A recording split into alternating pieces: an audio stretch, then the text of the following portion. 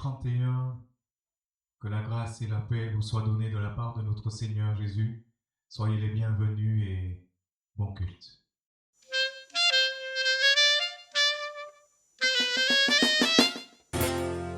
De mon Seigneur, j'aurai la grâce de chercher encore ces vastes desseins. De mon Seigneur, j'aurai la force de marcher encore sur le même chemin. De mon Jésus, j'aurai l'amour, la nuit, le jour, jusqu'au bout du matin. De mon Jésus, j'aurai toujours le doux secours de sa tendre main. De mon Seigneur, j'aurai la grâce de chercher encore ces vastes desseins. De mon Seigneur, j'aurai la force de marcher encore sur le même chemin. De mon Jésus, j'aurai toujours la nuit, le jour, jusqu'au bout du matin. De mon Jésus, j'aurai toujours le doux secours de sa tendre main. Le doux secours de sa tendre main. Le doux secours de sa tendre main.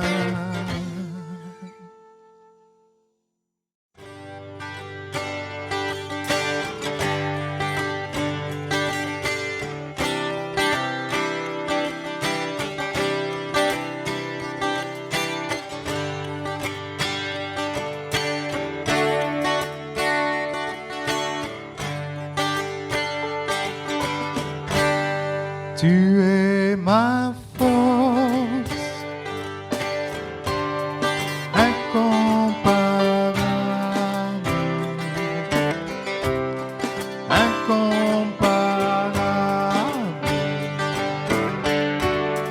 Tu viens à moi, tu es l'espoir,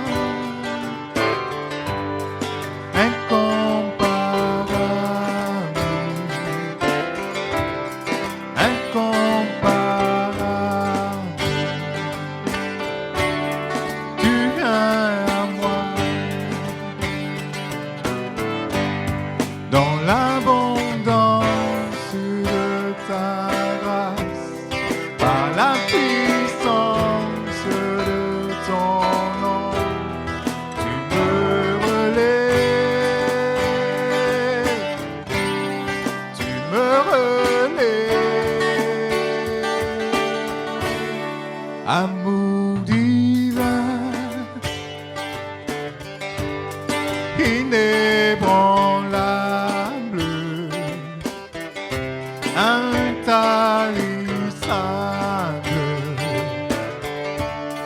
tu viens à moi.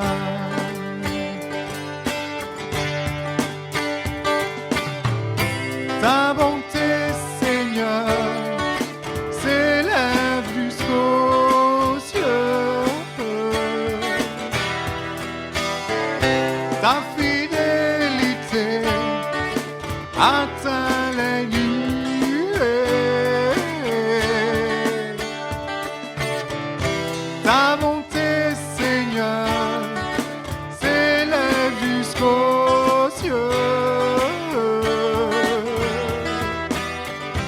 Ta fidélité atteint les nuées.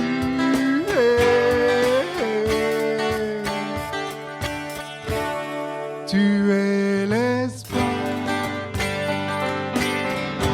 incomparable,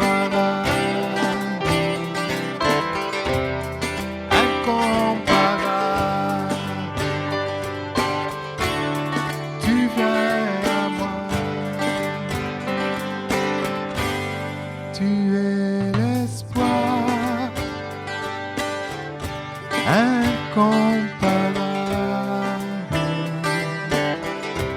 incomparable. Tu viens à moi.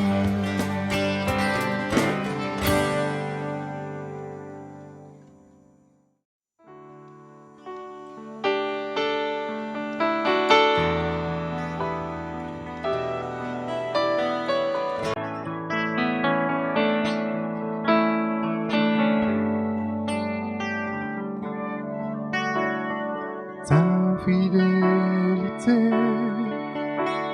est grande. Ta fidélité est incomparable. Comme toi, ô Seigneur, comme ta fidélité.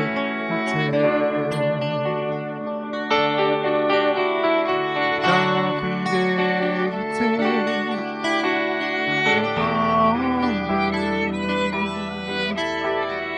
Ta fidélité est incomparable. Elle est comme toi, ô Seigneur. Grande est ta fidélité. Nul n'est comme toi, ô Seigneur.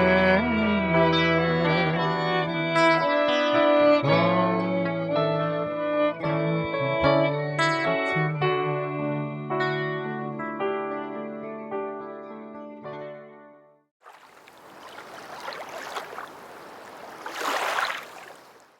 Bonjour et bienvenue à chacun. On est heureux de se retrouver ce matin encore, même si c'est que par écran interposé.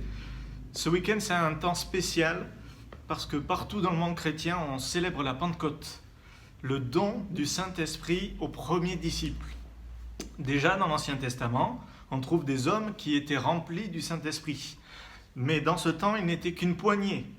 Et parfois, ce n'était que temporaire.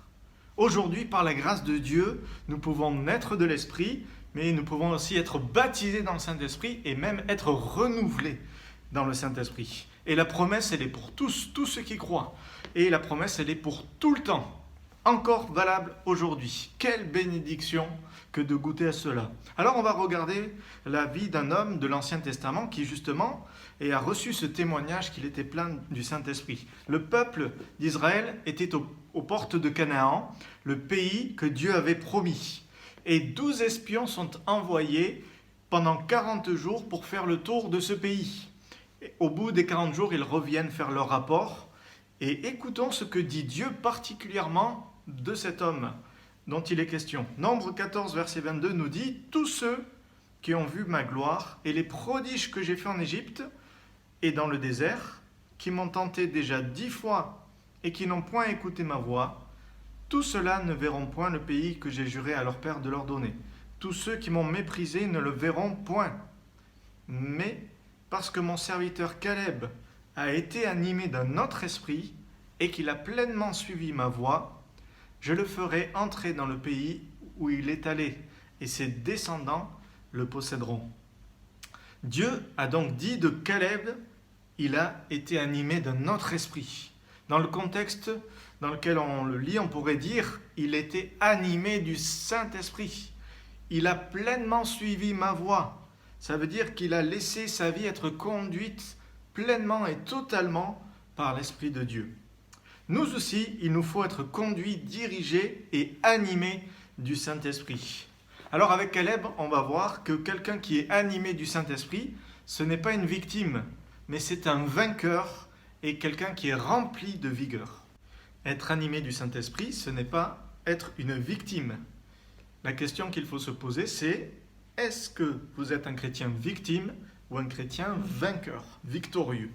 Un mal qui frappe notre monde moderne aujourd'hui, et même parfois ça peut toucher les croyants, et ça donne beaucoup de travail aux psychiatres et aux psychologues, c'est le fait de se victimiser. Se victimiser, c'est se placer toujours en victime. Quel que soit ce qui se passe, c'est moi qui suis la victime de tout le monde, ou de toutes les circonstances. Une victime, c'est une personne qui a subi un dommage, un abus, un préjudice moral, des mauvais traitements ou de l'injustice de la part d'autrui. Alors attention, nous sommes tous à un moment donné victimes de quelque chose ou de quelqu'un. Et l'idée, c'est pas de culpabiliser la personne qui a été victime et de ne pas considérer sa souffrance. L'idée, par contre, c'est de se dire, avec l'aide du Saint-Esprit, je ne vais pas rester victime toute ma vie. Caleb, animé du Saint-Esprit, n'a pas eu ce problème de victimisation. Bien au contraire. Par contre, quand on regarde les 10 espions qui étaient avec lui, dans Nombre 13, on s'aperçoit que eux, ils faisaient face à ce problème. Nombre 13, 27, voici ce qu'ils racontèrent à Moïse. Nous sommes allés dans le pays où tu nous as envoyés. À la vérité, c'est un pays où coule le lait et le miel. Et en voici les fruits. Jusque-là, tout va bien. Le verset 28, mais on s'arrête parce que déjà là, il y a un problème. Celui qui leur avait dit qu'il leur donnerait un pays où coule le lait et le miel, c'était Dieu. Et ils ont pu voir de leurs yeux ce pays. Mais ce « mais » dans leur bouche signifie « Dieu a dit ça, mais moi, je pense différemment ». Un chrétien qui est victime va dire « mais » à la parole de Dieu. Il va remettre en question la promesse de la parole de Dieu. Ou il va prendre qu'une partie, celle qui l'intéresse, celle qui ne le dérange pas, et il va garder, et il va rejeter plutôt l'autre. Mais le Saint-Esprit, lui, nous pousse à croire à toute la parole de Dieu. Mais le peuple qui habite ce pays est puissant. Les villes sont fortifiées, très grandes. Nous y avons vu des enfants d'Anak. Au verset 33. Et nous y avons vu les géants, enfants d'Anak, de la race des géants. Nous étions à nos yeux et aux leurs comme des sauterelles. Autrement dit, regardez la taille de l'épreuve qu'on doit affronter. Mais ils ont juste oublié qui est avec eux. Le Dieu tout-puissant qui vient de les délivrer de l'Égypte, une des nations les plus modernes de son temps, et qui n'a pas pu résister à la puissance de Dieu. Ils ont été soutenus, Dieu a pourvu à leurs besoins dans le désert, et il les a amenés jusque-là. Et pourtant, regardez comment ça va être difficile, regardez la taille de ces hommes, etc. Ce sont des géants, on est tout petit. Un chrétien victime, il amplifie le problème, mais le Saint-Esprit nous permet d'avoir une juste vision des choses. Au verset 29, les Amalécites habitent la contrée du Midi, les Hétiens, les Jébusiens et les Amoréens habitent la montagne, et les Cananéens habitent près de la mer et le long du Jourdain. Autrement dit, on ne pourra pas y arriver car il y a beaucoup d'ennemis. Mais en fait, ce n'est pas un scoop. Dieu les a prévenus de manière précise en nommant ces nations, en leur disant qu'elles seraient là, mais il avait ajouté à chaque fois « Je les chasserai devant vous ». Le chrétien victime va toujours se trouver des excuses pour ne pas faire ce que Dieu lui demande. Mais le Saint-Esprit nous montre, lui, des opportunités. Quand il y a une épreuve, c'est une opportunité de voir Dieu agir. Au verset 30, Caleb fit taire le peuple qui murmurait contre Moïse. Et devant ce rapport, le peuple accuse Moïse d'être responsable de son malheur. Un chrétien victime va toujours accuser les autres de son malheur. Lui, il n'est jamais coupable, c'est toujours les autres. Mais le Saint-Esprit, quand il agit en nous, il nous convainc. Il convainc notre propre cœur de notre péché et de ce qu'on a besoin de changer pour avancer. Caleb dit « Montons, emparons-nous du pays, nous y serons vainqueurs. » Mais les hommes qui étaient avec lui dirent, et on va le voir juste après, déjà on s'arrête là parce qu'il y a encore un « mais ». Caleb rappelle les promesses de Dieu, mais ces hommes ne veulent pas écouter ce qu'il a à dire. Dans le chapitre 14, ça va être la même chose. Moïse, Aaron, Caleb, Josué prennent position pour le Seigneur, pour ses promesses. Et ils essayent de raisonner le peuple en entier, mais le peuple va carrément parler de les lapider. C'est comme quand on trouve un chat blessé et qu'on aimerait le soigner, mais c'est à ce moment-là que le chat sort les griffes, hérisse le poil, parce qu'il croit qu'on va lui faire plus de mal. Et le peuple est exactement dans cette condition-là. Il pense que toutes les paroles que Moïse, Aaron, Caleb et Josué peuvent prononcer, c'est contre eux. Parfois, quand on se victimise, on se ferme au conseil spirituel et même parfois on est hostile envers ceux qui nous apportent les conseils et qui voudraient nous aider. Mais le Saint-Esprit, lui, nous pousse à accepter les remarques et à écouter les paroles de sagesse que l'on peut nous donner. Et puis voilà donc les paroles qu'ils disent, ces espions: nous ne pouvons pas monter contre ce peuple, car il est plus fort que nous. Et ils décrièrent devant les enfants d'Israël le pays qu'ils avaient exploré. Ils dirent: le pays que nous avons parcouru pour l'explorer est un pays qui dévore ses habitants. Tous ceux que nous y avons vus sont des hommes d'une haute taille. Au lieu de réfléchir sur ce que vient de dire Caleb, ils insistent en s'apitoyant sur leur faiblesse. Un chrétien victime s'apitoie sur son sort. Ces hommes en sont au point de dire: à leurs yeux et aux nôtres, nous étions comme des sauterelles. On voit que leur vision des choses est totalement déformée. Ils sont en train de s'apitoyer. Mais le Saint-Esprit nous montre que quand nous sommes faibles, c'est là que nous sommes forts, parce que Dieu peut alors intervenir. Le peuple aussi, lui, se place en victime, en se repliant sur soi. Dans Nombre chapitre 14, verset 1er, toute l'assemblée éleva la voix et poussa des cris. Et le peuple pleura pendant toute la nuit. Tous les enfants d'Israël murmurèrent contre Moïse et Aaron. Et toute l'assemblée leur dit: que ne sommes-nous morts dans le pays d'Égypte? Ou que ne sommes-nous morts dans ce désert? Pourquoi l'Éternel nous fait-il aller dans ce pays où nous tomberons par l'épée, où nos femmes et nos petits-enfants deviendront une proie? Ne vaut-il pas mieux pour nous retourner en Égypte? Et ils se dirent l'un à l'autre: nommons un chef et retournons en Égypte. Comptez dans ce texte le nombre de fois où ils disent nous, nos, et comptez le nombre de fois où ils disent l'Éternel. Moi j'ai compté, 6 fois ils parlent de nous, nos enfants, nos femmes, nos familles, que ne sommes-nous morts.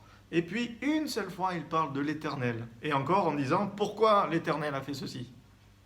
Israël, au lieu de regarder à Dieu, regarde à lui-même. Le chrétien victime se replie sur soi, sur ses préférences, sur ses pensées, sur ses raisonnements. Dans la Bible, on ne trouve pas le mot victime dans le sens dont on en parle depuis le début, mais on le trouve dans le sens des victimes expiatoires, des victimes qui étaient offertes comme sacrifice. Mais dans le sens qui nous intéresse, on peut trouver ce mot de proie. Justement, c'est ce que le peuple dit: nous et nos familles, on va devenir des proies dans ce pays. Littéralement, on pourrait dire: on est des victimes. Et ce qui est intéressant de voir, c'est qu'il y a une question que pose Dieu à Israël dans un autre moment, mais qui se rapproche de ce dont on est en train de parler. C'est au travers du prophète Jérémie, chapitre 2, verset 14. « Israël est-il un esclave acheté ou né dans la maison? Pourquoi donc devient-il une proie? Pourquoi donc se victimise-t-il? Pourquoi? La réponse elle est simple: parce qu'il a fait un mauvais choix. Comme expliqué quelques versets, juste le verset d'en dessus. Verset 13, « Mon peuple a commis un double péché. Ils m'ont abandonné, moi qui suis une source d'eau vive, pour se creuser des citernes crevassées qui ne retiennent pas l'eau. » Le choix qu'Israël a fait, c'est de se détourner de Dieu, de se débrouiller par lui-même, et le résultat, c'est qu'il devient une proie, une victime. Et la conséquence pour ce peuple, en revenant à Nombre, la conséquence, c'est que Dieu va prendre à la lettre leurs paroles folles. On aurait préféré mourir dans le désert. Et bien Dieu va dire: mais retournez 40 ans dans le désert. Et tous ceux qui n'auront pas cru en l'Éternel, vont vivre cette réalité-là de mourir dans le désert. À part Josué et Caleb, qui, eux, ont cru dans les promesses du Seigneur. Le chrétien né de nouveau peut-il être une victime? Oui, s'il ne laisse pas son cœur être abreuvé à la source d'eau vive du Seigneur. Jésus a dit en parlant du Saint-Esprit: si quelqu'un a soif, qu'il vienne à moi et qu'il boive, des fleuves d'eau vive couleront de son sein. Tout ça nous montre l'importance et même le besoin vital d'être animé de l'Esprit. Si nous ne sommes pas animés du Saint-Esprit, nous risquons d'être une victime dans notre épreuve. Mais par le Saint-Esprit, nous pouvons être vainqueurs. Être animé du Saint-Esprit, c'est être vainqueur. Et c'est l'exemple que Caleb nous donne. Ça ne veut pas dire ne jamais connaître d'échecs, ça ne veut pas dire ne jamais rencontrer de difficultés sur son chemin, mais c'est une mentalité, un état d'esprit à développer avec la puissance du Saint-Esprit. C'est une vision des choses inspirée par Dieu. On revient au chapitre 13, verset 30. Caleb fit taire le peuple qui murmurait contre Moïse. Caleb ne supporte pas qu'on s'en prenne à Moïse. Un chrétien vainqueur ne peut supporter qu'on critique quelqu'un d'autre. Si nous avons quelque chose à dire qui ne nous convient pas, on va voir la personne. La Bible nous dit, va voir ton frère. Mais ne jamais parler de mal des autres personnes. Et puis Caleb dit, montons, emparons-nous du pays, nous y serons vainqueurs. On reconnaît là la marque de Caleb qui est animé du Saint-Esprit et qui est dans cet état d'esprit du vainqueur. Et il se dit, si Dieu nous a sortis d'Égypte à main forte et à bras étendus, alors il peut nous donner ce pays, ça ne lui pose aucun problème. Un chrétien vainqueur se souvient de ce que Dieu a fait. Caleb sait que Dieu leur a dit en plus précisément qu'il allait leur donner, qu'il pourrait s'emparer du pays parce qu'il leur donnait en possession. Le chrétien vainqueur doit connaître la volonté de Dieu et doit s'appuyer sur ses promesses. Un texte de l'Évangile dans la bouche du Seigneur Jésus nous oppose bien le chrétien qui se victimise et le chrétien victorieux. Matthieu 13,20 nous dit « Celui qui a reçu la semence dans les endroits pierreux, c'est celui qui entend la parole et la reçoit avec joie. Mais il n'a pas de racine en lui-même.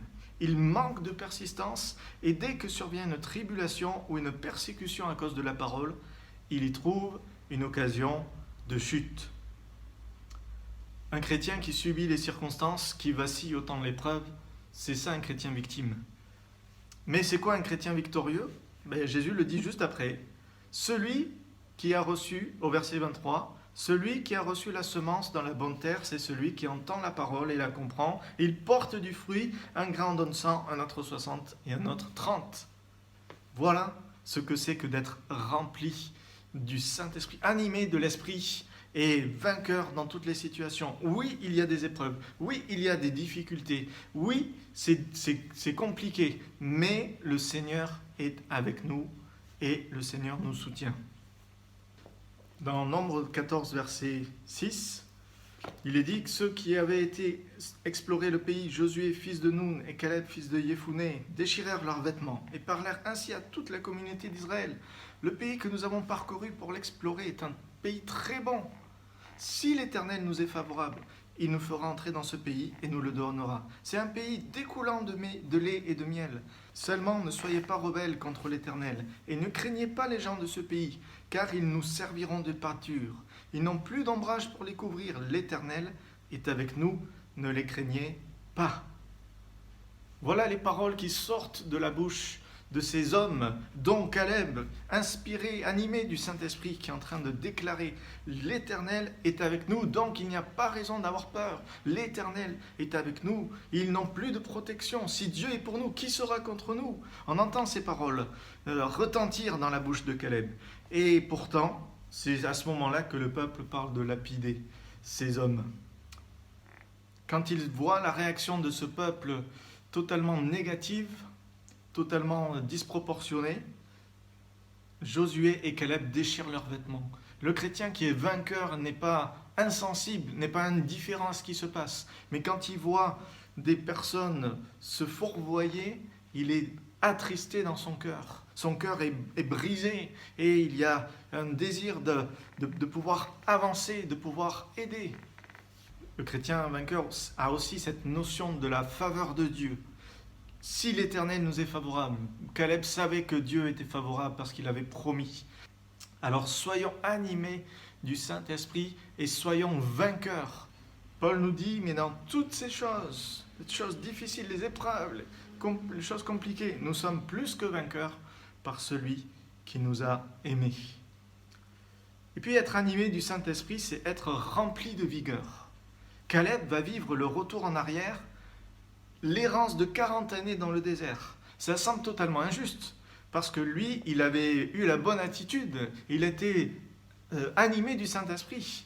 Mais pourtant, même dans ces 40 longues années, il va rester droit. Jamais il ne va se plaindre ou se placer en victime. Il va supporter l'épreuve parce qu'il est animé d'un autre esprit, du Saint-Esprit. Et il a cette mentalité de vainqueur. Dans Josué, chapitre 14, verset 7, « J'étais âgé de 40 ans lorsque Moïse, serviteur de l'Éternel, m'envoya de Kadès-Barnéa pour explorer le pays. Je lui fis un rapport avec droiture de cœur. Mes frères qui étaient montés avec moi découragèrent le peuple. Mais moi, je suivis pleinement la voie de l'Éternel mon Dieu. Et ce jour-là, Moïse jura en disant, « Le pays que ton pied a foulé sera ton héritage à perpétuité, pour toi et pour tes enfants, parce que tu as pleinement suivi la voie de l'Éternel ton Dieu. Maintenant, voici, l'Éternel m'a fait vivre comme il l'a dit. Il y a 45 ans que l'Éternel parlait ainsi à Moïse, qu'Israël marchait dans le désert. Et maintenant, voici, je suis aujourd'hui âgé de 85 ans. Je suis encore vigoureux, comme au jour où Moïse m'envoya. J'ai autant de force que j'en avais alors, soit pour combattre, soit pour sortir et pour entrer. Donne-moi donc cette montagne dont l'Éternel a parlé dans ce temps-là, car tu as appris alors qu'il s'y trouve des Anakim, et qu'il y a des villes grandes et fortifiées. L'Éternel sera peut-être avec moi, et je les chasserai comme l'Éternel a dit. Josué bénit Caleb, fils de Jéphuné, et il lui donna Hébron pour héritage. C'est ainsi que Caleb, le Kénisien, a eu jusqu'à ce jour Hébron pour héritage, parce qu'il avait pleinement suivi la voie de l'Éternel, le Dieu d'Israël. C'est ça, être rempli de vigueur. Ça fait 45 ans que Moïse a prononcé ces paroles, et alors qu'à cette époque, il était un jeune homme de 40 ans, dans la pleine force de l'âge, il se retrouve à 85 ans, mais il donne ce témoignage qu'il a été miraculeusement gardé en pleine forme, comme s'il avait encore 40 ans, parce qu'il a marché dans la voie de l'Éternel. Parce qu'il est resté ferme sous l'inspiration du Saint-Esprit, parce qu'il a refusé de céder à la victimisation, mais parce qu'il a choisi de laisser le Saint-Esprit être déversé dans son cœur jour après jour. L'apôtre Paul nous dit, soyez continuellement en train de vous remplir du Saint-Esprit. Caleb a fait cela dans son temps, dans l'Ancienne Alliance, mais nous pouvons le vivre encore aujourd'hui. Le Saint-Esprit peut être déversé sur chacune de nos vies, jour après jour, instant après instant. Selon les choses que nous vivons, Dieu peut manifester sa grâce de manière particulière. Alors, soyons animés de l'Esprit, ressemblons à Caleb, soyons animés de cet esprit de victoire. Ne nous victimisons pas. Si le Saint-Esprit nous montre que nous l'avons fait, alors arrêtons de nous morfondre. Repentons-nous, plaçons-nous devant Dieu, laissons son Esprit sonder notre cœur, guérir nos blessures qui sont là, et demandons-lui son secours. Laissons le Saint-Esprit nous remplir et nous conduire jour après jour. Plaçons-nous sous sa divine influence, et le Seigneur va manifester sa grâce et va nous permettre de remporter la victoire. Que le Seigneur soit béni. Merci Éternel pour ton Saint-Esprit. Merci pour la Pentecôte qui nous rappelle que tu es le Dieu qui veut répandre ton esprit sur toute chair, sur les plus jeunes comme sur les plus âgés, sur les hommes comme sur les femmes. Merci Éternel de manifester ta grâce encore. Et là où nous sommes, Seigneur, viens nous visiter, viens souffler, Seigneur, sur nos vies, viens déverser tes torrents d'eau vive. Oui, nous ne voulons pas être comme ce peuple d'Israël qui se détourne pour se débrouiller, pour faire selon ses propres pensées et qui est allé à la catastrophe, Seigneur. Mais nous voulons être ces hommes et ces femmes comme Caleb qui ont choisi d'être animés d'un autre esprit, donc choisi la voie de ton Saint-Esprit. Seigneur, viens remplir nos vies de ta présence, de ton souffle puissant. Viens remplir nos vies de cette vigueur, Seigneur, qui nous permet de persévérer, d'avancer, d'affronter les difficultés coûte que coûte et d'être victorieux parce que nous sommes cachés en Jésus-Christ par la foi. Merci Éternel. Amen. Que le Seigneur vous bénisse et à très bientôt.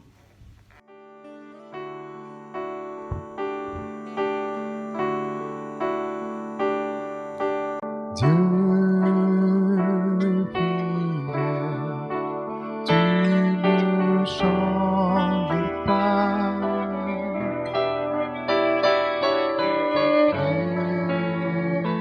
Éternel, mon rocher, ma paix.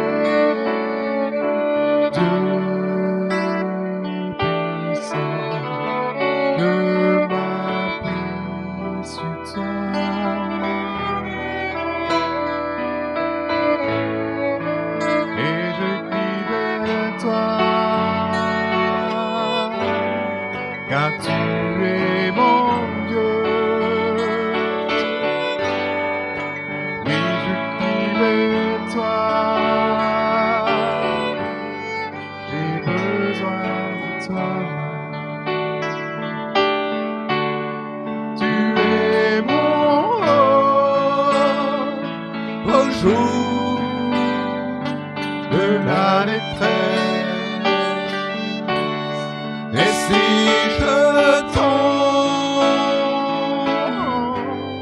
tu me relèves. Dans la tempête, ton amour me ramène au port. Tu es mon seul espoir, Seigneur. Tu es mon roc au jour de la détresse. Et si je tombe, tu me relèves.